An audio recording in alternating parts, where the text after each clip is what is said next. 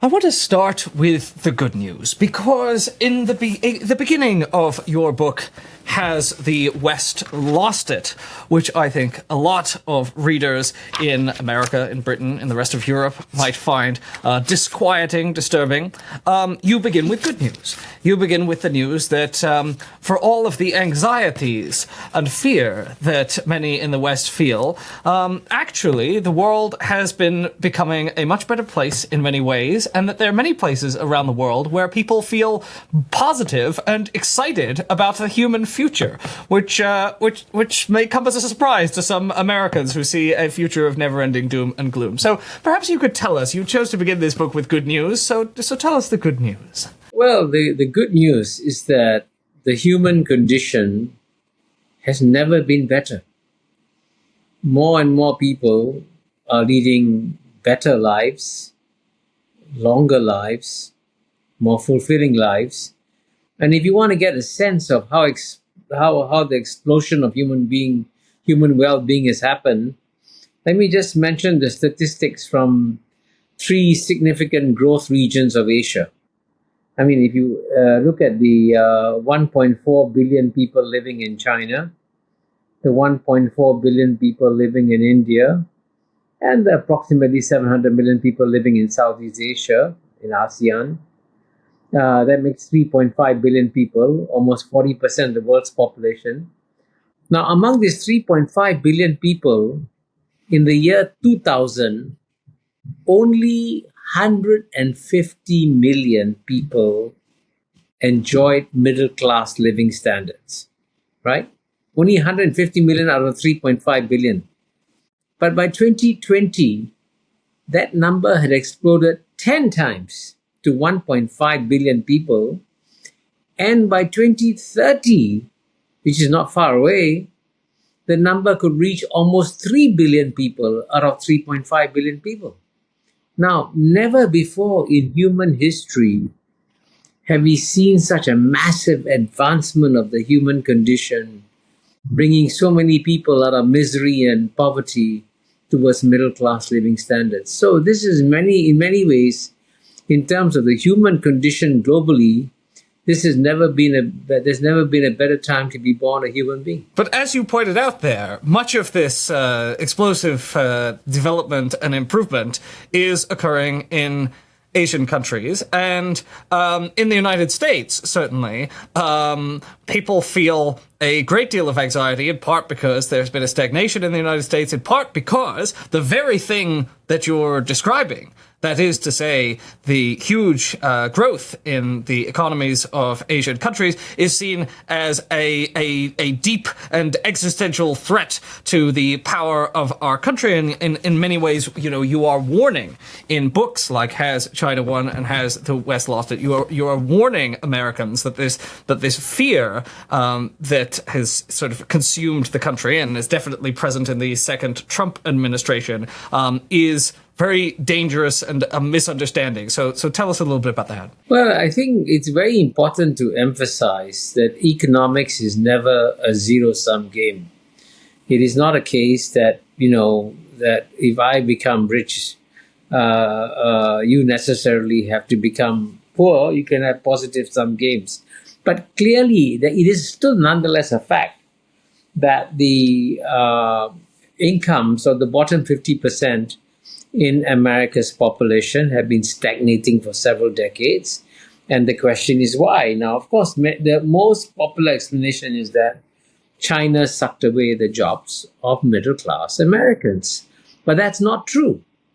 Actually, what has happened is that the problem is an internal one, that the United States has functionally become a plutocracy. And, I'm not the one who used the word plutocracy. The late Paul Volcker, the former head of the Fed, described the United States as a plutocracy. The Nobel Prize winner Joseph Stiglitz describes the U.S. as a plutocracy. The Martin Wolf, the chief economics commentator of Financial Times, describes the United States as a plutocracy. And essentially what's happened is that the political system has been hijacked by the very rich. And therefore, as I document in my book, Has China Won? when public policy decisions are made by the United States Congress, instead of trying to help take care of the bottom 50%, the United States Congress, in one way or another, inevitably makes decisions that benefit the top 2%, 5%, 10%, and abandons the bottom 50%. And that's the structural problem. And so it is not China that is stealing away jobs from the United States. It's the United States' inability to deal with its own structural problems within its own society.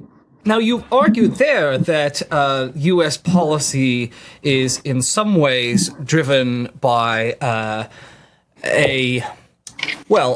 rational effort by those at the top to preserve wealth and power within the internal class system of the United States. But one of the things that also comes across in Has China Won is your belief that much U.S. policy towards China is just driven by emotion and prejudice rather than any real rationality at all. You say that in electing Donald Trump, the rest of the world was shocked that America had elected a president who could not pass an Economics 101 undergraduate class. You also talk about the history of yellow peril rhetoric. So here you're talking about things that aren't even really the pursuit of self-interest by American elites, because they're not even based on strategic thinking. Yes, I think the American elites have a lot to be held accountable for, because they have failed their own populations. They haven't been able to create a social and political system that distributes the public goods to their own population and improve the lifestyles and lives of their own populations. But that's a failure of American elites. And that's why, and precisely because the masses, the 50% at the bottom, have not seen any improvement in their living standards, they have become a very angry population, and they wanted to vote for somebody who would give Washington, D.C. a big kick in the butt. And there's no question that Donald Trump is clearly giving Washington, D.C. a big kick in the butt and saying, you guys have not taken care of the people of the United States. Now, of course, unfortunately, his belief that there's only one solution to all these problems, to increase tariffs on every country in the world, I fear is not the answer. And Economics 101 will tell you that when you impose tariffs, the cost of the tariffs will not be paid by the exporting country, will be paid by the consumer. And so American consumers are going to find in these coming months that life is going to be very difficult for them as a result of these tariffs, of course, assuming that the suspension is removed. Of course, if they remain in place, then the tariffs won't do as much damage. 偷偷告诉大家，我最近发现了新法宝 Royal Face 逆时奇迹系列，它有活肤露、全效精华，还有精华霜。尤其我皮肤比较偏干，所以我非常的注重保湿。保湿做得好，肌肤自然烹饪。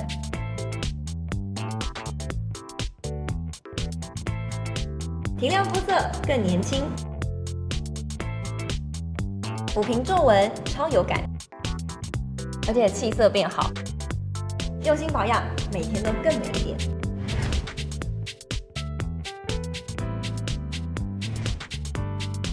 美吧。